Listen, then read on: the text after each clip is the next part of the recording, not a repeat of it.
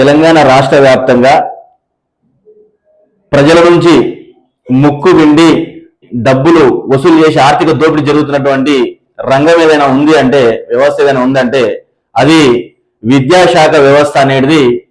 ముఖ్యంగా ప్రధానంగా చెప్పుకోదగ్గలసినటువంటి వ్యవస్థ. విద్యాశాఖ మన రాష్ట్ర ముఖ్యమంత్రి అయినటువంటి యనమల రేవంత్ రెడ్డి గారి దగ్గర పెట్టుకొని ప్రజల నుంచి అత్యంత ఆర్థిక దోపిడీ జరుగుతున్నటువంటి వ్యవస్థ. ఈ వ్యవస్థలో ప్రభుత్వ అధికారులు, జిల్లా అధికారులు కానీ, అదేవిధంగా రాష్ట్ర స్థాయి అధికారులు కానీ, వీరంతా కూడా ప్రైవేటు వ్యవస్థని నిర్మూలించడానికి, ప్రైవేటు వ్యవస్థని కట్టడి చేయడానికి పనిచేయకుండా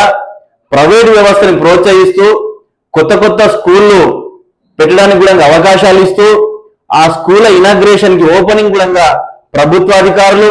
అదేవిధంగా ప్రభుత్వం నడిపిస్తున్నటువంటి వారు, మంత్రులు, ముఖ్యమంత్రి స్థాయి మనిషి కూడా ఇలా నూతన స్కూళ్ళకి ఆవిర్భావానికి వెళ్ళి ఓపెన్ చేస్తారంటే అది తెలంగాణ రాష్ట్ర ప్రభుత్వం